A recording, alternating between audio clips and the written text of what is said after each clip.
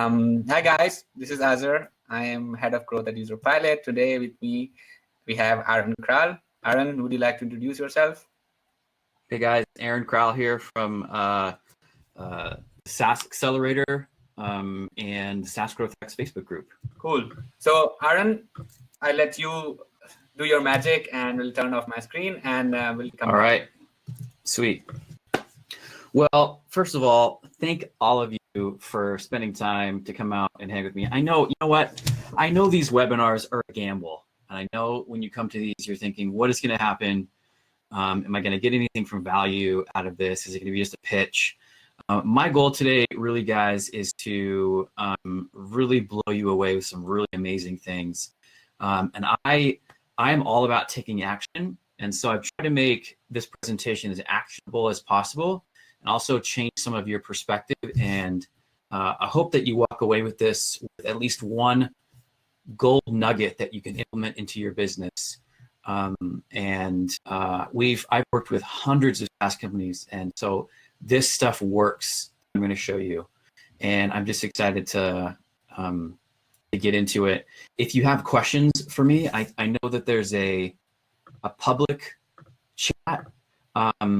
What I'm going to do is every few slides after we talk about stuff, I'm just going to pause and see if you guys have any questions, and I'd love to just discuss things with you. I don't want to make this like a one to all of you presentation. I hope this is kind of like a discussion. I have a really,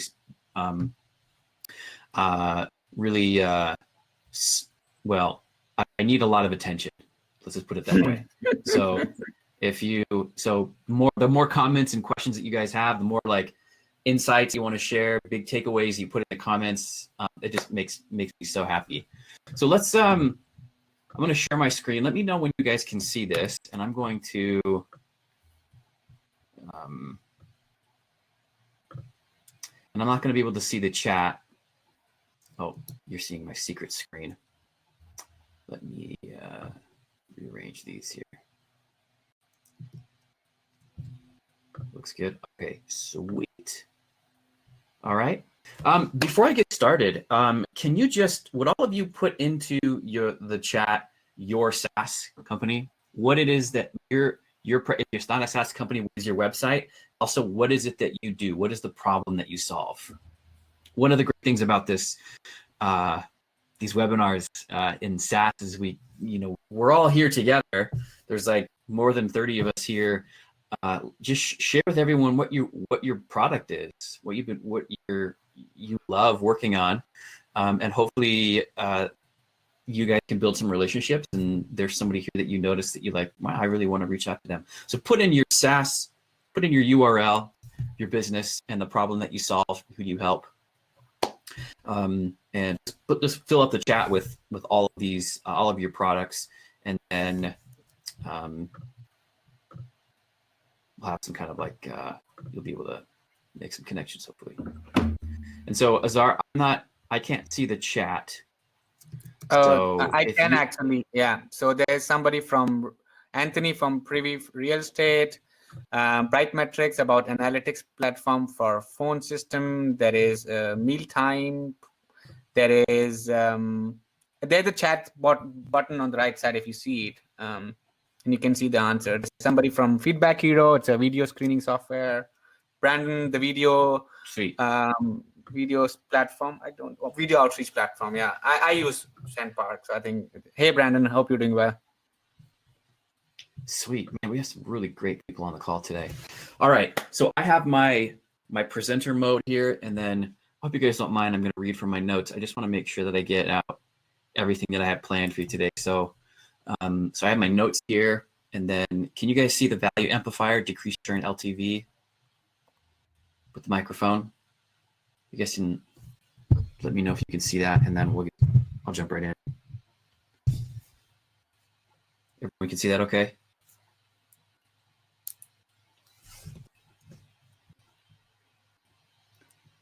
Are people saying yes?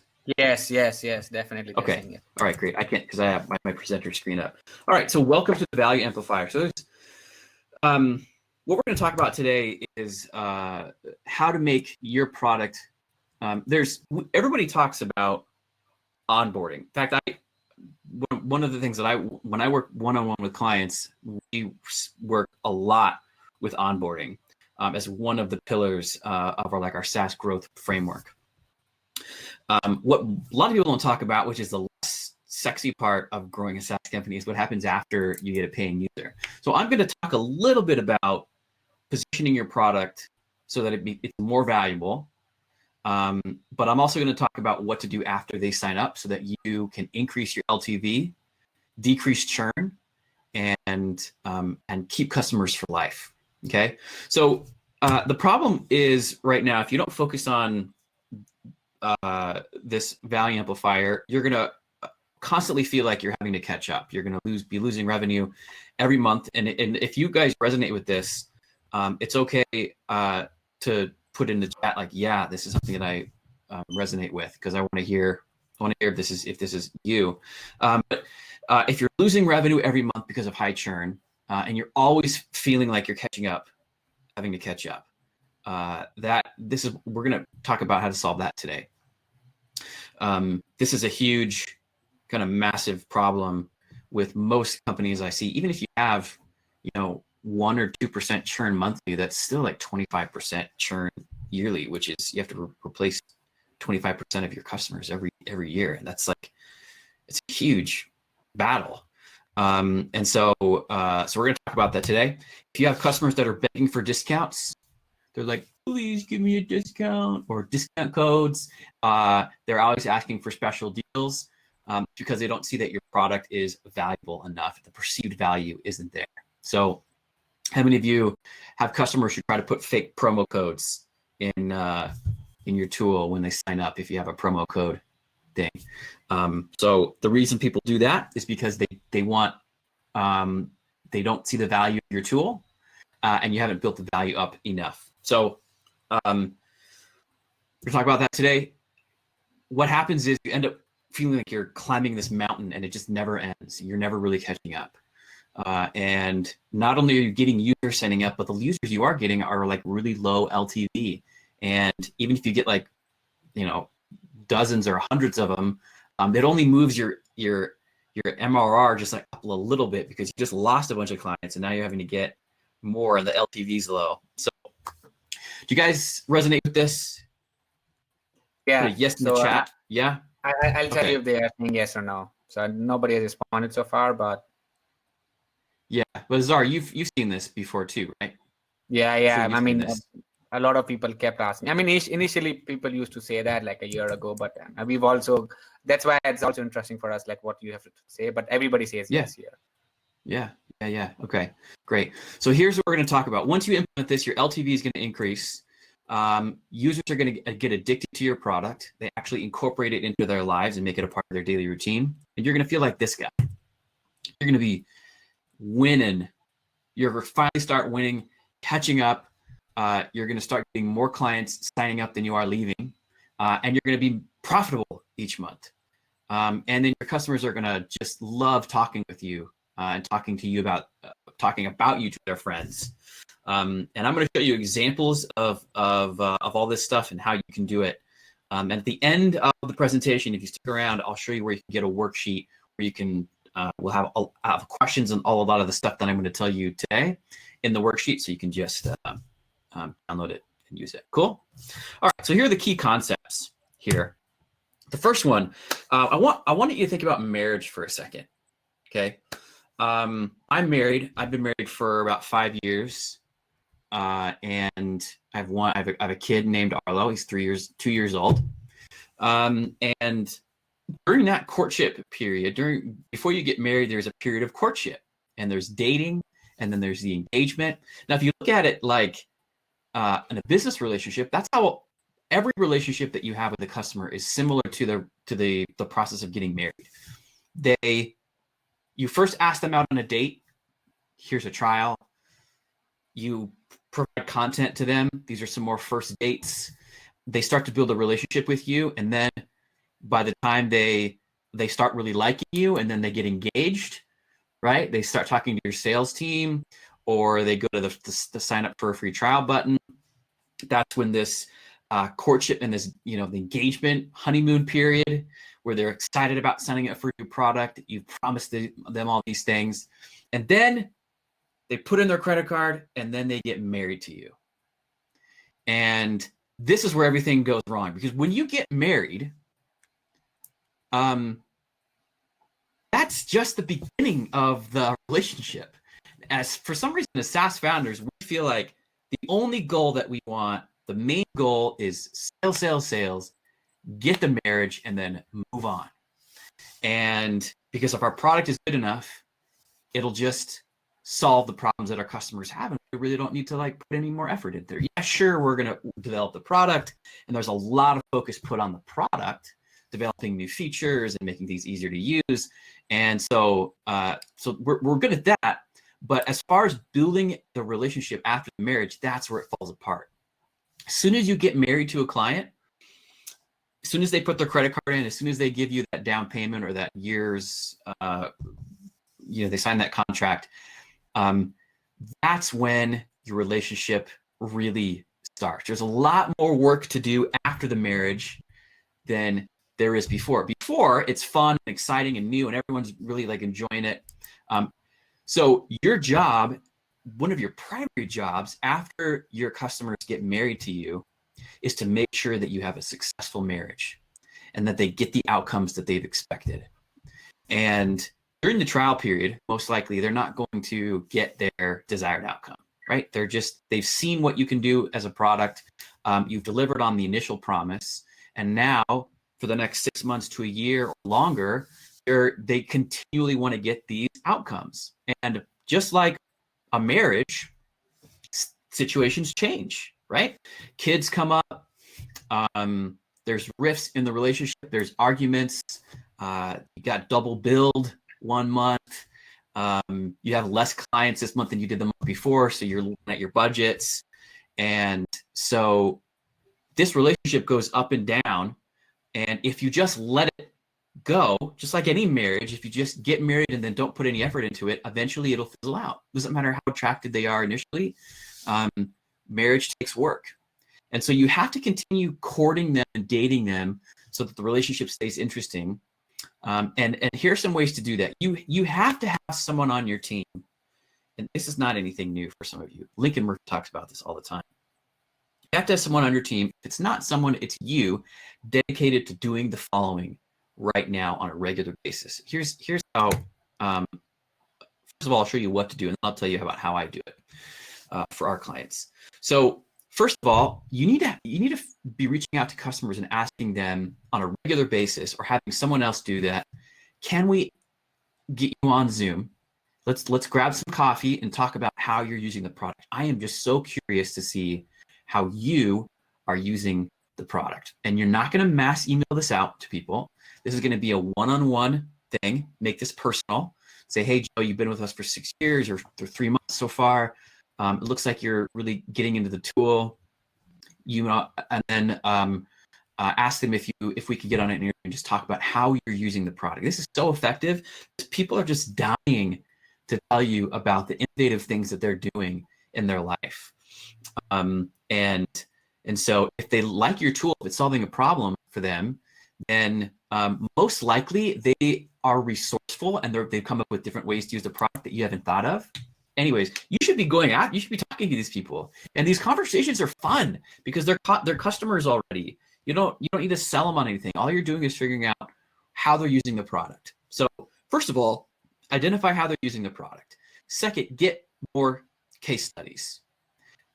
If you're not constantly getting new case studies, you should be doing that, because case studies not only show other users, they're great not only for prospective clients, but they're also great for current clients.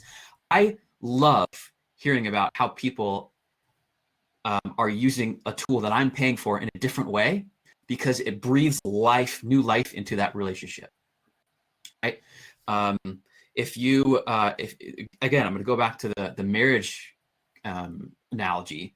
So if you've been married for 10 years and you find that a couple that they say, we go on a trip once a month, a staycation, and it just keeps our marriage alive and it's exciting. And you try it yourself and you find that it works and it's great. Like that keeps things alive, right? So you should be looking for case studies, and the questions that you should be asking, the 2 questions that you need to ask to get a good case study are, how were you solving the problem before you found us? And what difference has the problem made now? There's lots more questions that we ask in a case study interview. We have like 6 or 7 different questions. Those are the 2 main ones. How did you solve the problem before? And now that you have our tool, what difference has it made in your business? And then you can ask deeper questions like, okay, what does that mean that you're getting more clients, or how many more clients, or how much time are you saving? How many more listings are you able to put up on your website as a realtor? What difference does putting more listings up mean? It's like really dig into that and find these case studies and record them. What we do is we record these conversations on Zoom. We transcribe them to something like Temi.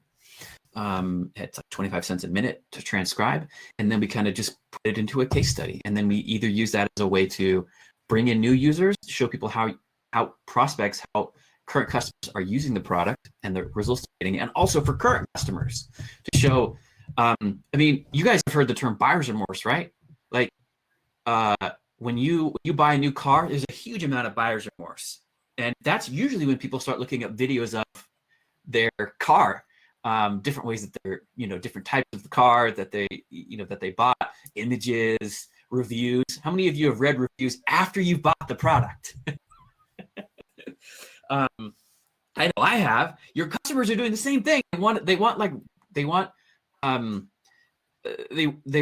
be reminded that they made the right decision. Okay. So I'm going to move on. Is this helpful so far? Any questions? Is there anything in the chat come up? Questions, comments? Albert? Sure. I'll pass it through. Everybody's loving it.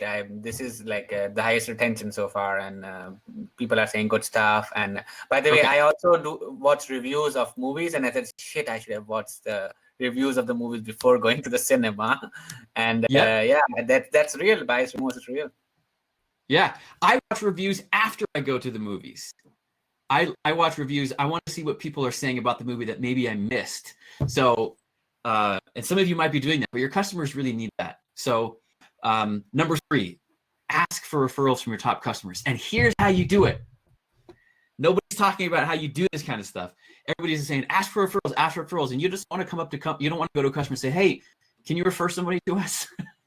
What do you say to get customers to refer business to you? On one hand, your product should be so amazing, right, that everybody should just be referring customers to you on a regular basis.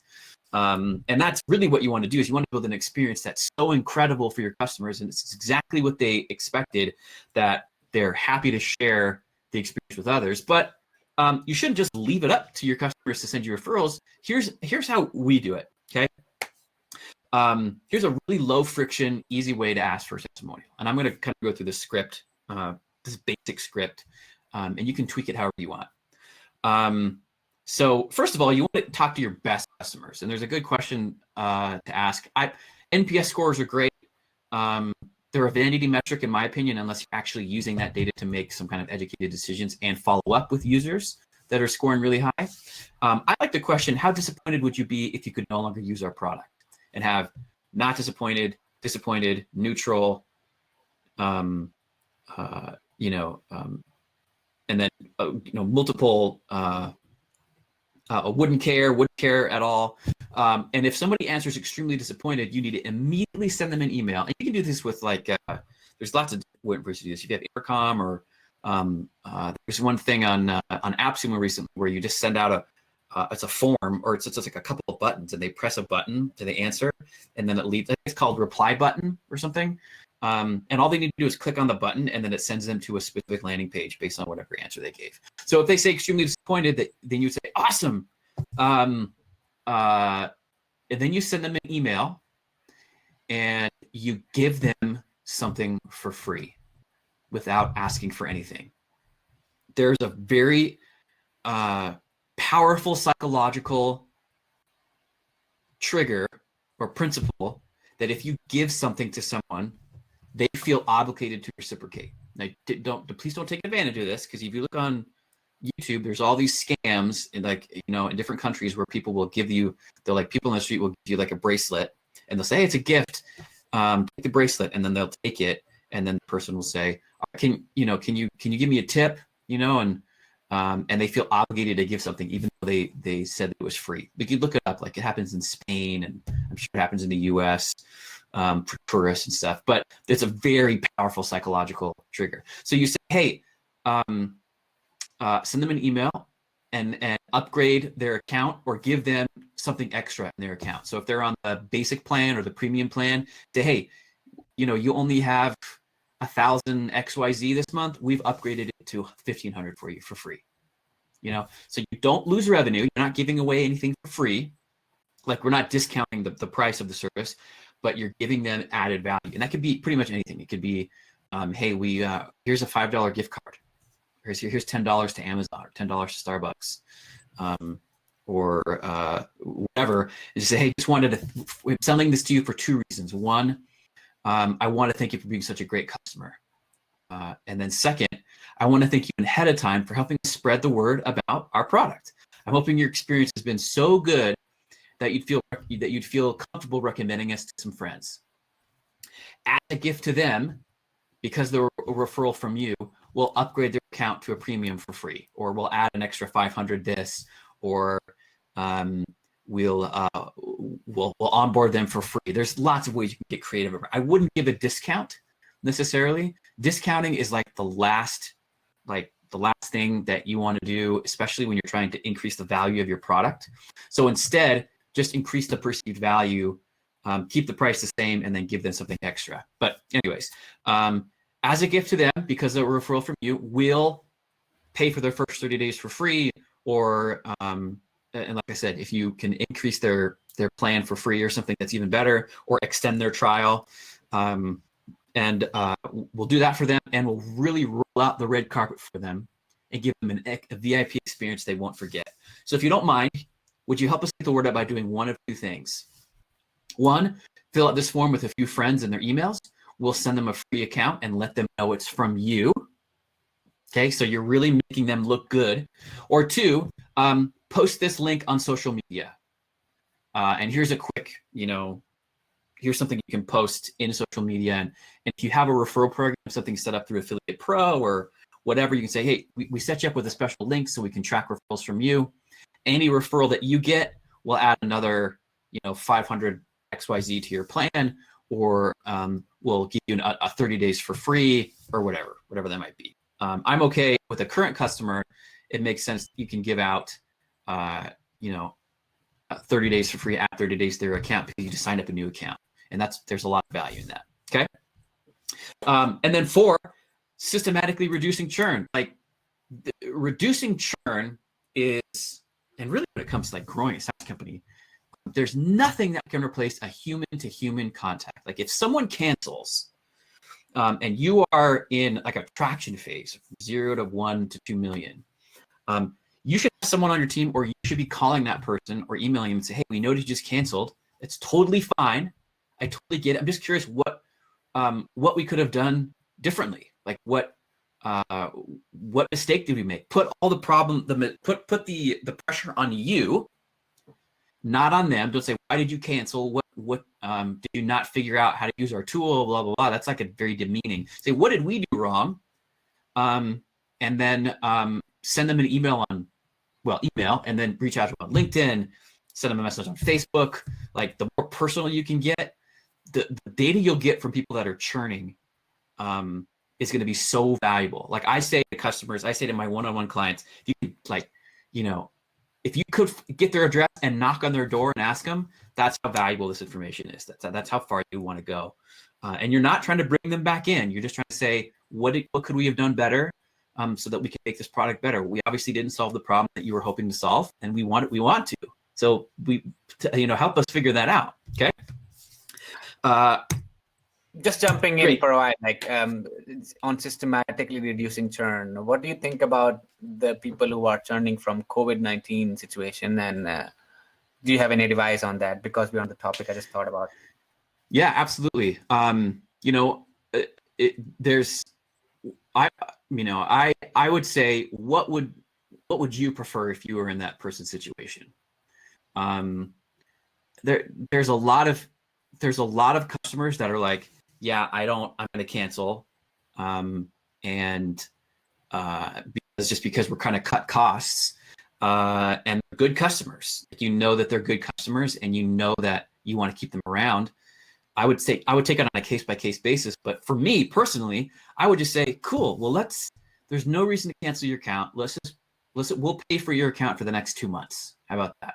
So you can still keep using the tool. On month 3, we'll check back in and see where things are at, and see if things are better. And during that time, you really want to get them. I mean, we'll talk about this in a second, but you want to increase perceived value of the product and also get them to use it more. But it really depends. Like some people will take advantage of that. I mean, how many of you have gotten emails from people? I know even Zoom sent me an email that said, hey, we're giving our product away for free, but only if you need it. So reach out to us if you need a free account for the next couple of months, because we'll do it, but please don't take advantage of it if you can actually pay for it. So there's lots of ways to do that, but there's so many people out there who are just in it for the money and don't really care about their customers, that if you just be a little bit more personable and care a little bit more than everyone else, people will remember that. So I would just say that's what I would do in that situation. Great, thank you. Yeah. Aaron Ross and Jason Lemkin. I was just reading this. This is from possible to inevitable. They also did predictable revenue. They say customer success is 5 times more important than sales. They say no, sales is important. Like you need to do sales, but sales doesn't mean a thing unless you're keeping those customers around. Here's a really good example of someone that's done that. VA Sumo. Now, VA Sumo is not a client of mine. They're a dedicated virtual assistant platform, and in my opinion, they're the best virtual assistant platform you can get. These are US based, so that's great for me because they're in my same time zone. They're trained. They're really, really amazing. After I signed up for the service, they sent me this email. And I know it's really small, you can't read it. I'm sure Azar will give you a copy of this presentation later. But essentially what it says is, you know that VA Sumo has America's best trained assistants.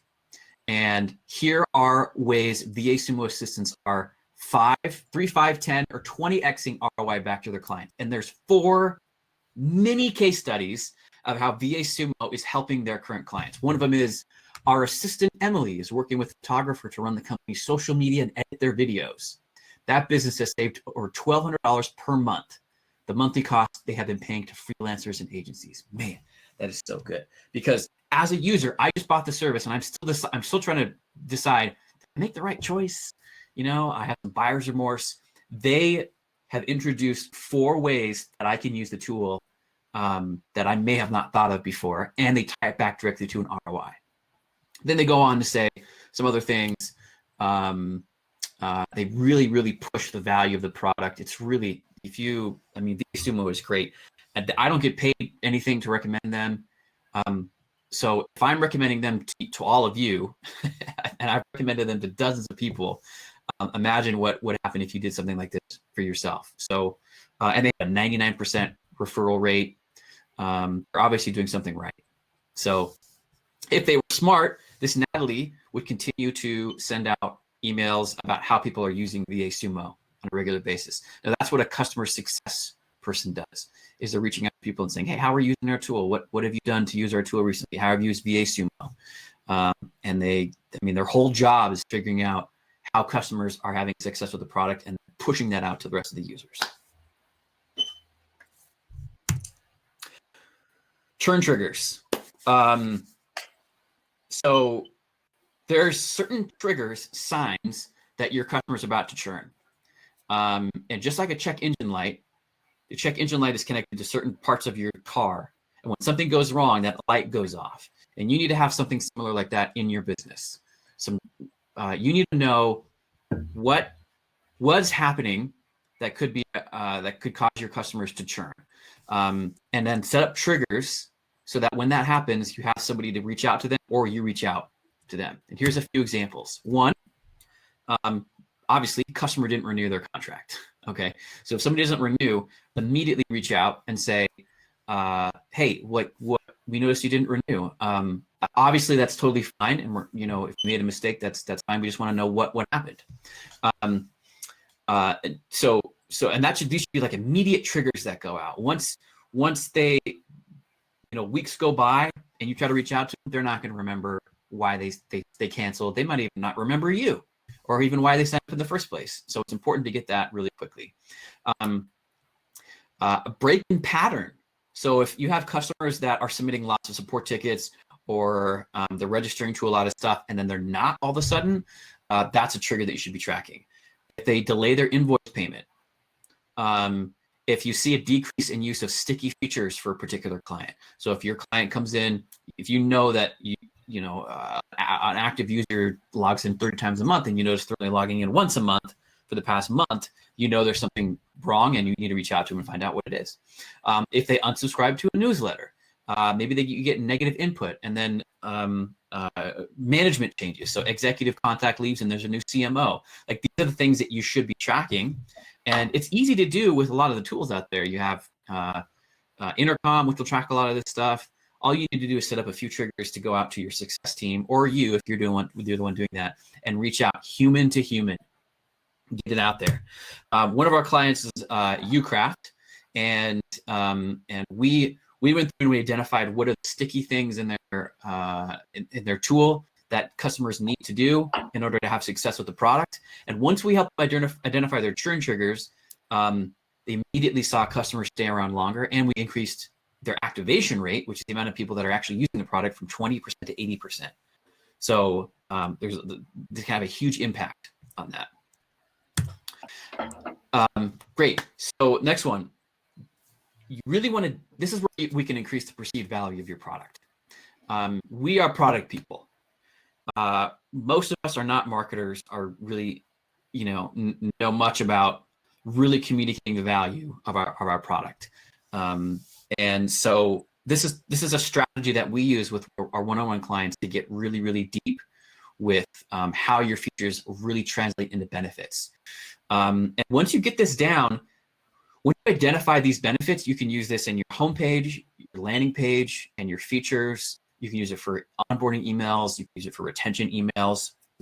We have a process called the hot button finder, and this is what it looks like. And so you can use a different format if you want, but we list out all of the features that you have, and we don't worry about trying to explain the benefits. For instance, this one is unlimited users, right? A lot of you probably have a feature that's like unlimited users. The problem is the brain can't, I call it doing the mental math. Your customers can't really translate unlimited visitors or unlimited users into a really tangible, clear, specific benefit, because unlimited, the mind can't even comprehend unlimited, right?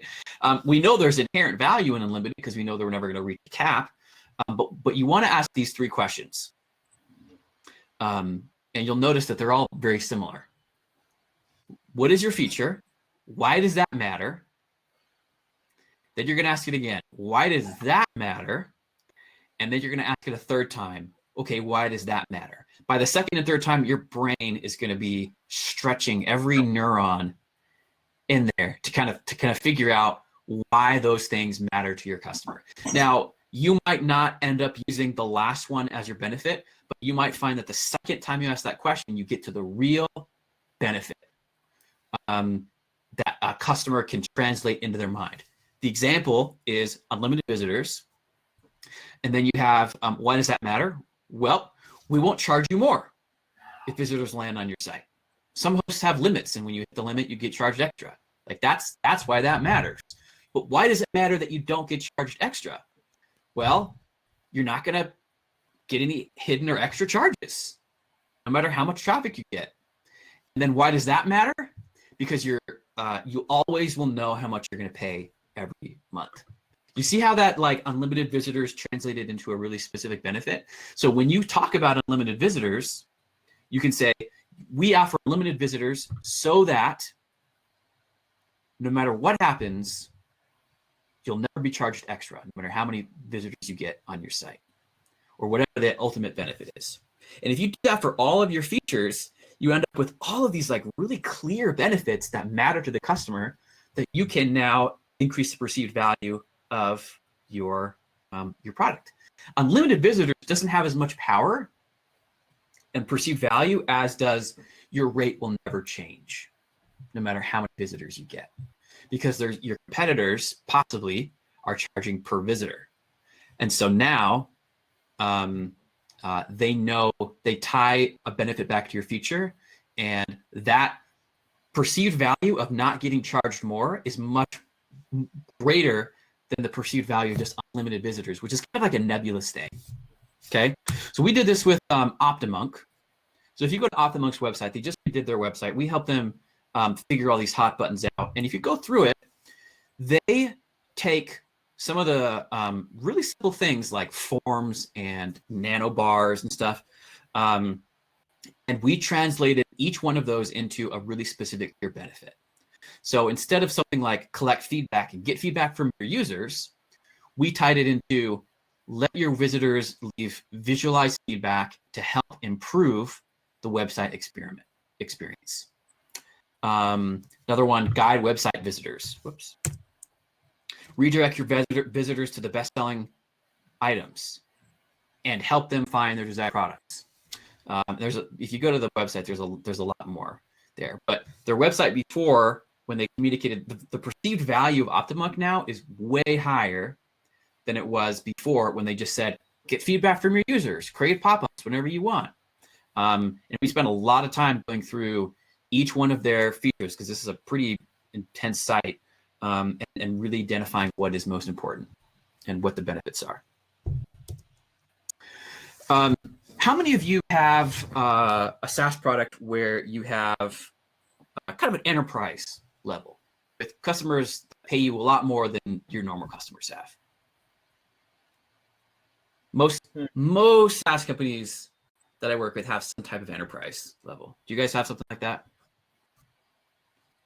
I think most of the users here have like some kind of enterprise customer. So okay, couple of them are my users who are right now in this webinar have enterprise customers. Yes. Yeah.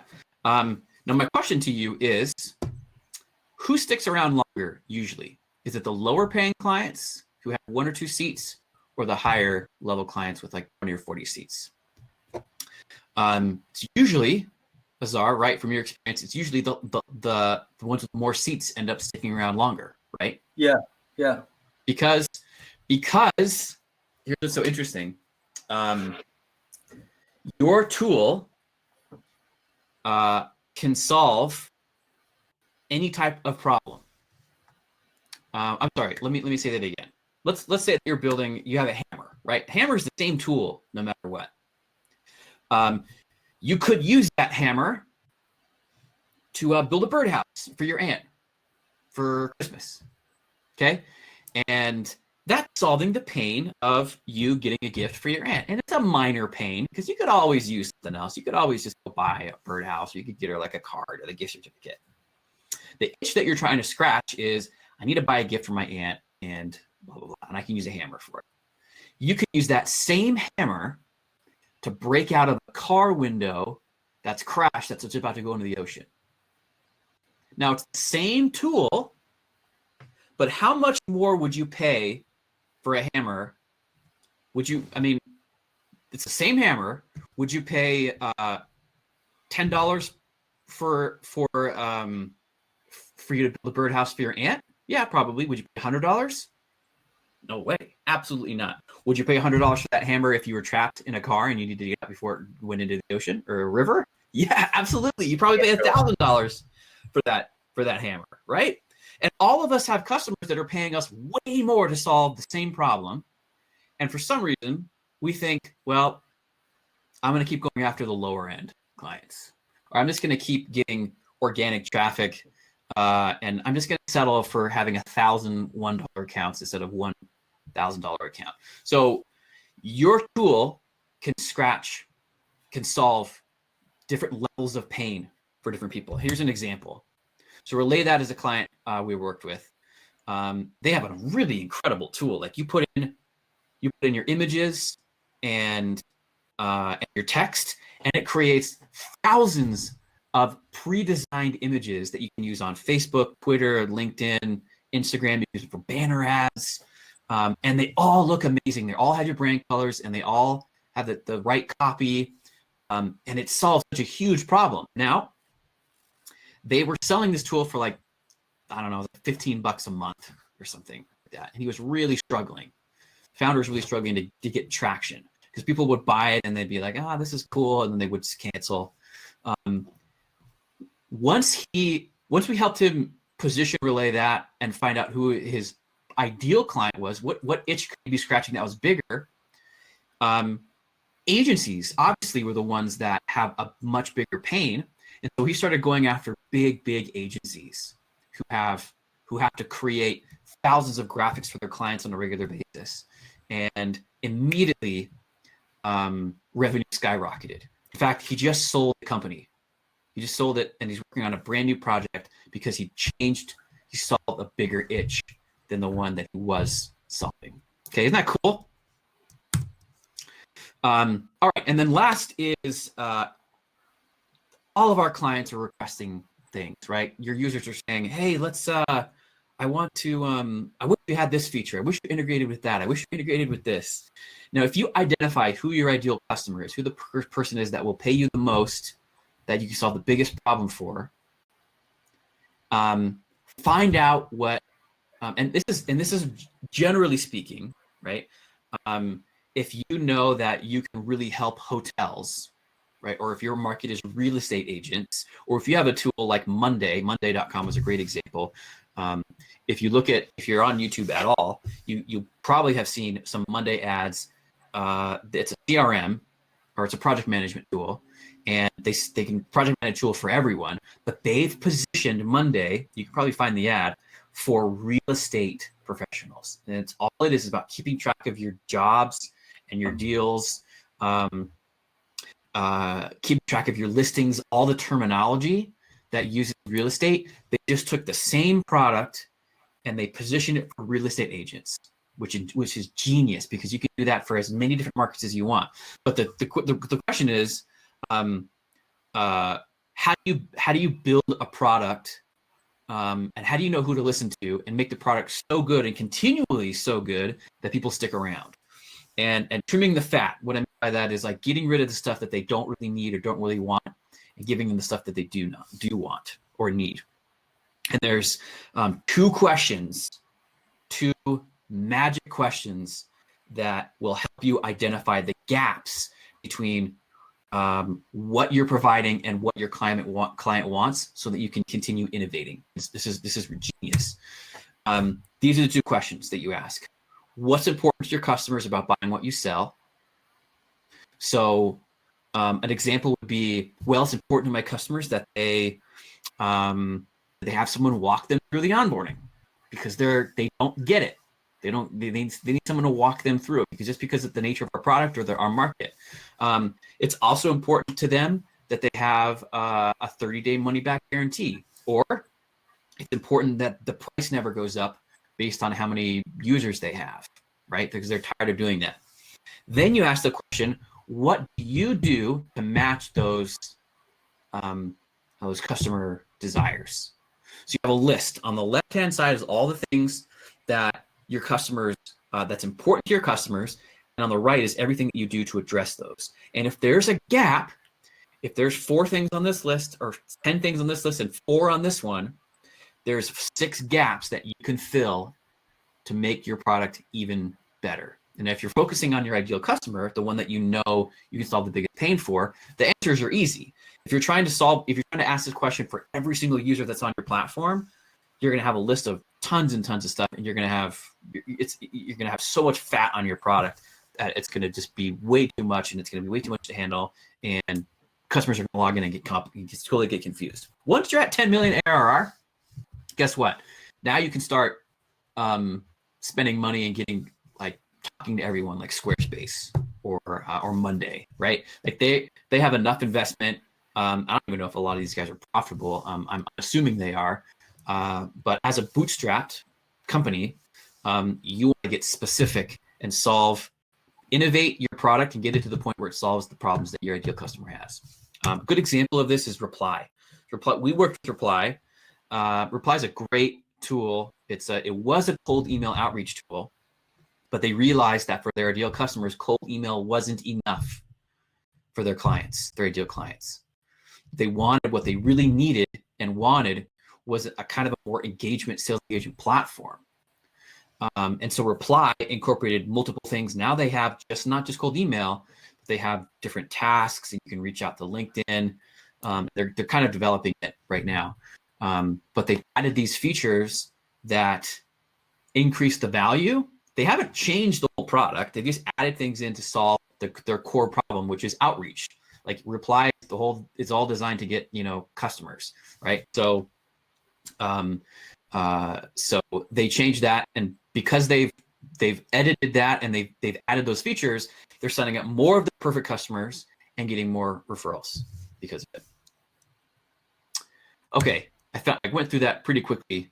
Looks like we're right in time. I do have a worksheet for you if you want to get a copy of that. I'll just briefly show it to you. Oh, pull it up. While we're doing that, any questions? Yeah, guys, please go ahead and ask questions if you have so far until, go ahead and ask questions so Aaron can answer on the way while he's still looking for the specific sheet. Yeah, do you guys see it? The value amplifier? I'm going to put it in the chat, I guess. Can I do that? I think you can click on the plus button there and then upload a document. The handout. The handout, yeah, exactly. Sweet. So this is like a checklist. It's got everything we talked about, plus some of the questions, your innovation thing we talked about at the end. Cool. One question for you guys. What was the thing that stood out to you most today? I want to hear your biggest aha. You put it in the chat for me. Okay. I'll give you a second. Can you see the chat or should I tell you? I can look at the chat now.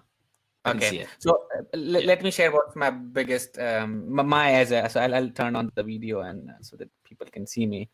My biggest learning from this whole webinar, because I've heard you a lot of times, but it's never enough. So, and I have to tell you that your webinar has like a 95% retention. So nobody had this much of retention at the end. So it was really good for people, and we have actually exceeded the time. So that tells heaps of it. What I learned personally, what I learned was that from your presentation was thinking about, hey, I'm currently actually, when somebody responds to a survey, I actually go and ask them to give us a review later on. Now I would change that, and I would first give them a giveaway. And based on that giveaway, if they're happy about it, then I will ask them for a review. Because I think first you have to make them happy. They say, hey, how can I help you further? And then you give them the review. So that was very interesting. My customer success team was also talking in the meanwhile. That was one of the biggest. I think there are so many points, especially when you talk about how to go enterprise. So before going further, and you can see the chat, I want to ask about Relay, that case study. They did increase the sales cycle for them when they went more upmarket. Oh yeah, it's a totally different sales cycle. It's a longer sales cycle. He had to relearn how to sell his product, and that was why it took him a while to figure out. That's one of the reasons he didn't want to switch, because the magic of the SaaS product is or the appeal is, I don't have to talk to anyone. I can just post my product, and the people will come and they'll sign up and they'll stick around forever, and it's unlimited revenue forever, and I never have to do anything. And it's just not the case. The promise that we were sold building a SaaS company in reality is not what it is. Now, is it a great model? Yes, it's a fantastic model, but it's not the same for everyone. And he had to change his sales cycle. But you know what? When you have a product that solves such a huge problem, you don't really need to be a great salesman. You just say, hey, we can create 1,000 different images for you, all that look all the same, that have the same branding. Can we do it for you? Can we just show you how we did it, and etc. So when you have a good product, it's easy to get in front of your ideal customer and talk to them. The sales cycle lasted longer, but revenue exploded for him once he figured that out. Great. Okay, so I'll let you answer your chat, guys. If you like this specific webinar so far, just write to Aaron on Twitter. He's really popular on Facebook, so I'll send his Twitter handle and tell people about that. You love the session and whatever you loved about it. I mean, we should actually. Aaron is doing it for us for free. He will charge us for that, so I would really appreciate that. Yeah, thanks, guys. Man, some really good comments coming in. It's been a blast. Does anyone have any specific questions? I mean, even if it has nothing to do with what I talked about today, anything to do with growth, anything specific. I'm an open book right now, guys. Like I will do anything. Oh, Anthony. Okay, I didn't realize that was a question. Think of the referral side of things. I have to read this, Anthony. So give me a second. I have all sorts of ideas, but with it, I have a program. Where can you then prompt people to leave reviews? I've been thinking about Trustpilot GT, but that's good features. Anthony, that's a good question. My whole goal initially is to just get them to send me an email with a testimonial. I can easily put that testimonial into a graphic with like 5 stars on the bottom that looks like it's from G2 Crowd, like you got it from like a review site, and you're not really tricking anyone because it's their review, and you just put those on your site. Look at you go to VA Sumo, they do the exact same thing. I don't think VA Sumo has any reviews. If they do, they don't put them on their website, but they all look like they're from a review site because they have 5 stars on the bottom. They have the name. So check out that. I wouldn't get too hung up on where G2 Crowd, Capterra, like when you're starting out, you have less than 100 customers or less than 1 million, 2 million ARR. Just get as many testimonials as you can, and if you get them on video, that's even better. So get them on, get them on Zoom and say, hey, just tell me how the product helped you. Take the little slice and put it into video. That's one really good way to do it. Answering that question, somebody just did a really good trick recently to leave reviews. I think you can also always ask in-app when they do a really critical event, but like one of the companies called Story Chief, they actually ask on the sign-up page. So there's like you can directly give the review there, and I think that would also be very interesting. And they haven't left that on the sign-up page, and they're still getting, like, if it's working for them, that's why they keep it in their sign-up page still. So I think that's also a good way to get. Another good strategy, Sujan Patel with Mailshake.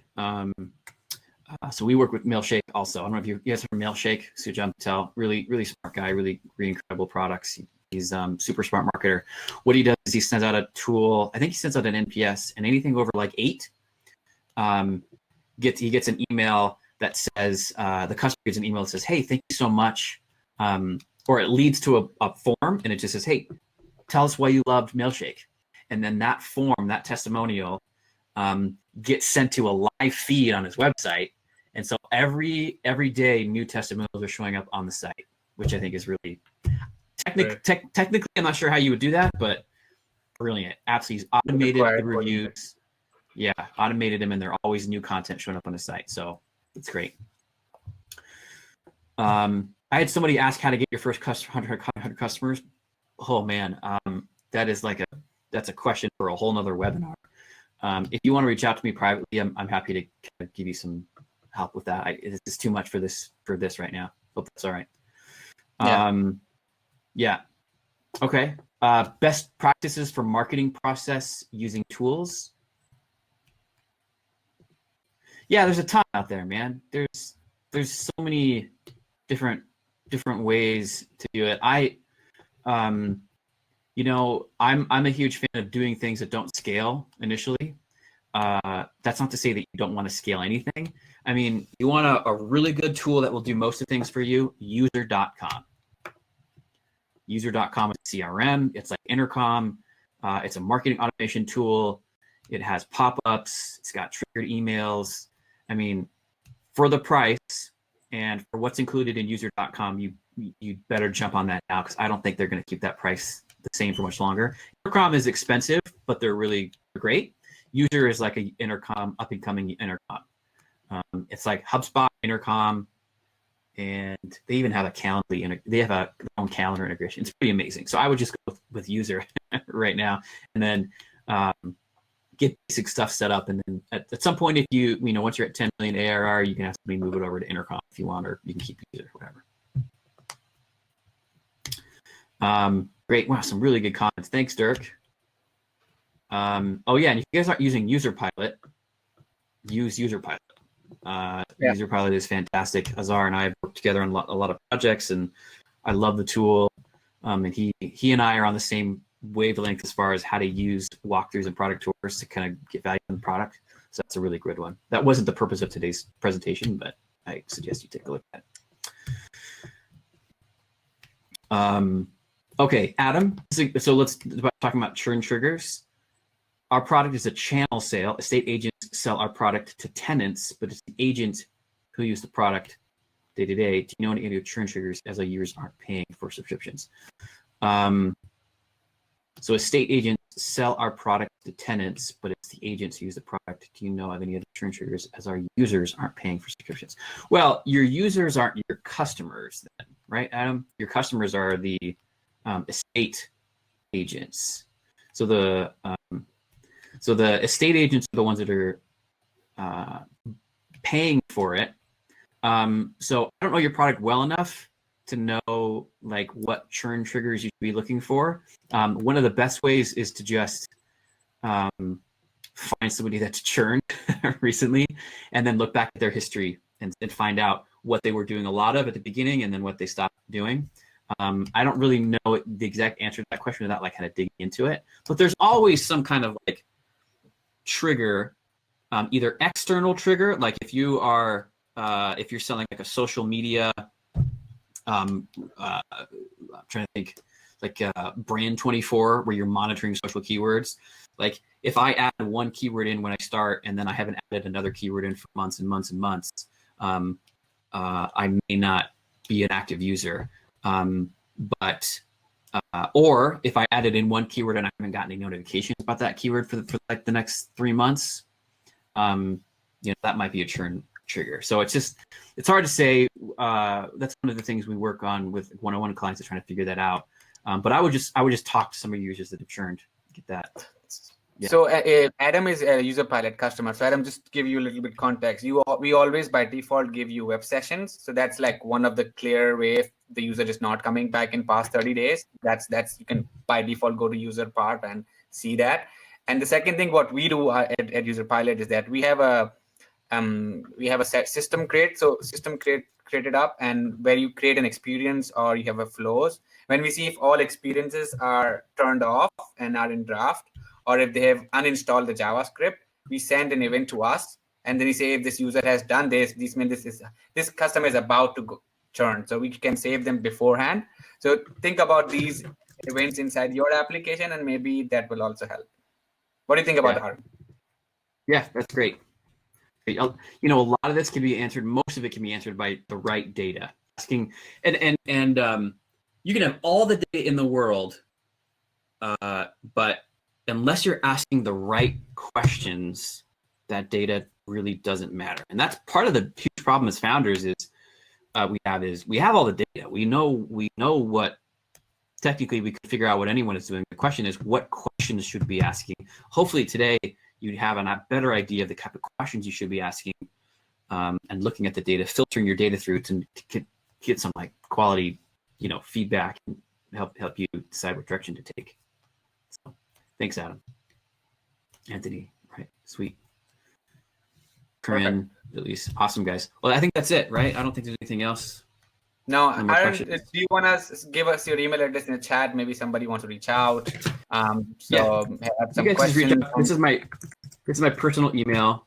It's not a support email. I do have my EHX email. So if anybody sends me an email and just wants to say thanks or chat or whatever, I'm happy to chat with you guys. Yeah. So thanks, Great. man. Great. Appreciate it, guys. Perfect. Thank you, guys. Thank you for coming in. I appreciate coming in, Aaron. I really appreciate. This was the best webinar so far we've handled. It collided with a lot of different virtual events, so we didn't have that many, but I'm sure people in the record will love it. I'm personally going to share this video all over again. I think people should look at it, and appreciate you taking time and giving some value to my users and my audience. Pleasure. And yeah, we should keep doing this. I think if you have some other onboarding related project, we should do this, because I think this will be really valuable to everybody in my audience. Yeah, if you guys want more of this, I'm happy to do it again in a few months. So cheers, man. Cheers, awesome. Man. Have a good day. Thanks, guys. Stay safe. See ya. Bye-bye.